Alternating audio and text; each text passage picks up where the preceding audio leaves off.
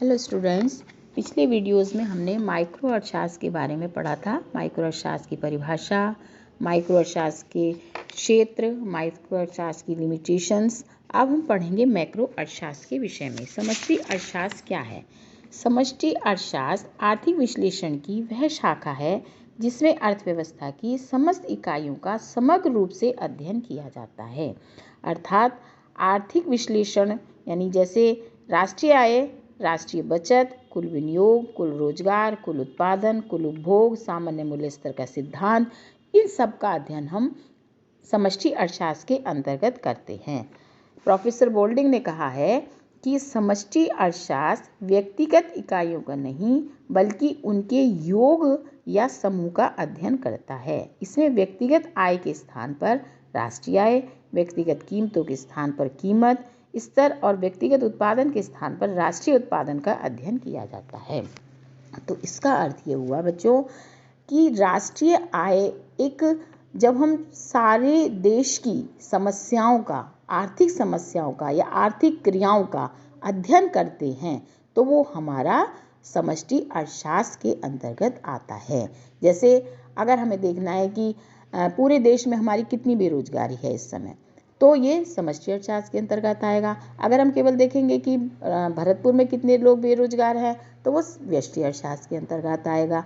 तो जब हम पूरे समग्र इकाइयों का अध्ययन करते हैं तो वो हमारा समष्टि अर्थशास्त्र के अंतर्गत आता है। जब हम कुछ परिवारों का, विशिष्ट परिवारों का अध्ययन करते हैं तो वो व्यष्टि अर्थशास्त्र के अध्ययन। तो जब हम व्यष्टि अर्थशास्त्र के योग को हम कह सकते हैं कि समष्टि अर्थशास्त्र है।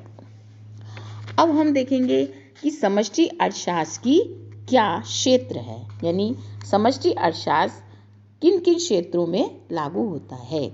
यानी जैसे आय और रोजगार का सिद्धांत, सामान्य मूल्य स्तर का सिद्धांत, आर्थिक विकास का सिद्धांत, व्यापार चक्रों का सिद्धांत, अंतर्राष्ट्रीय उत्पादन और विदेशी विनिमय का सिद्धांत, मुद्रा एवं बैंकिंग का सिद्धांत, राजस्व का सिद्धांत और वितरण का सिद्धांत, इन सभी में समष्टि अर्थशास्त्र का अध्ययन किया जाता है। जैसे आय और रोजगार के सिद्धांत में उत्पादन फलन, विनियोग, गुणक, त्वरक आदि का हम अध्ययन करते हैं। सामान्य मूल्य स्तर का सिद्धांत यानी मुद्रास्फीति, मुद्रा संकुचन, यानी पूरे देश में हमारे कीमतों का क्या स्तर है, मुद्रा के मूल्य का क्या स्तर है, मुद्रा संकुचन कितना है, मुद्रास्फीति कितनी है, इन सब का ध्यान हम सामान्य मूल्य स्तर सिद्धांत में करते हैं। आर्थिक विकास एवं नियोजन का सिद्धांत, इसके अंतर्गत जो हमारे जितनी प्लानिंग्स हैं, जितनी योजनाएं हैं, उन पर कितना खर्च हो रहा है, वहाँ से कितनी आय प्राप्त हो रही है, इन सब का अध्ययन हम किसमें करते हैं? आर्थिक विकास एवं नियोजन के सिद्धांत में। व्यापार चक्रों के सिद्धांत में, यानी व्यापार चक्रों का उतार, व्यापार चक्रों का चढ़ाव, उनके दुष्प्रभाव और उपभोग, व्यापार चक्रों का संतुलन, इन सब का अध्ययन हम व्यापार चक्रों के सिद्धांत के अंतर्गत करते हैं। अंतर्राष्ट्रीय व्यापार विदेशी विनिमय सिद्धांत, विदेशी विनिमय यानी व्यापार की शर्तें, व्यापार अंतर्राष्ट्रीय व्यापार के सिद्धांत, विदेशी विनिमय दरों का निर्धारण, विनिमय दरों में उतार चढ़ाव, विदेशी विनिमय नियंत्रण, इन सारी समस्याओं का हम अध्ययन समष्टि अर्थशास्त्र के अंतर्गत करते हैं। मुद्रा एवं बैंकिंग का सिद्धांत, जितना भी हमारी बैंकिंग प्रणाली है, पूरे बैंकों में कितनी बचत है, कितना बैंक से निवेश हो रहा है, इन सब का हम सिद्धांत बैंकिंग प्रणाली के अंतर्गत भी करते हैं। राजस्व के सिद्धांत, राजस्व यानी कि गवर्नमेंट किस किस मद पर कितना कितना खर्च कर रही है पूरे देश में, वो हम राजस्व के सिद्धांत में पढ़ेंगे। वितरण का सिद्धांत, वितरण के सिद्धांत के अंतर्गत यानी उत्पत्ति के विभिन्न साधनों का राष्ट्रीय आय में कितना योगदान है और कितना उनको प्राप्त हो रहा है, ये सब अध्ययन हम वितरण के सिद्धांत के अंतर्गत पढ़ेंगे। तो ये हमारे हुए यानी समष्टि अर्थशास्त्र का क्षेत्र। अब पिछली वीडियो में हमने पढ़ा था व्यष्टि अर्थशास्त्र और इस वीडियो में हमने पढ़ा है समष्टि अर्थशास्त्र। अब ये प्रश्न बहुत आता है आपके एग्जाम में कि समष्टि और व्यष्टि अर्थशास्त्र में अंतर क्या है। तो समष्टि और व्यष्टि में अंतर है, यानी व्यष्टि अर्थशास्त्र में हम व्यक्तिगत आर्थिक इकाइयों का अध्ययन करते हैं और समष्टि अर्थशास्त्र में यानी समग्र का और वृहत रूप में हम उसका अध्ययन करते हैं। यानी कि जो व्यक्तिगत से योग जो है, व्यक्तिगत जो हम व्यष्टि का जो व्यक्तिगत योग है उसको हम समष्टि के अंतर्गत अध्ययन करते हैं। इसमें वस्तुओं और सेवाओं का कीमत निर्धारण एवं विभिन्न उपयोगों में आवंटन का अध्ययन होता है। यह कीमत विश्लेषण से संबंधित है। यह आय विश्लेषण से यानी कि समष्टि अर्थशास्त्र आय विश्लेषण से संबंधित है।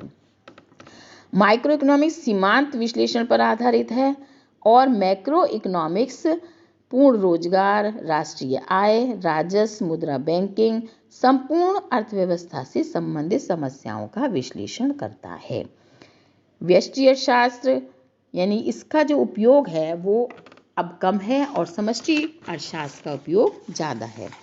व्यक्तिगत कीमतों, व्यक्तिगत उपभोग, उत्पन्न आदि की ओर संकेत करता है व्यष्टि अर्थशास्त्र, और ये कुल उपभोग, कुल उत्पादन, राष्ट्रीय आय की ओर संकेत करता है।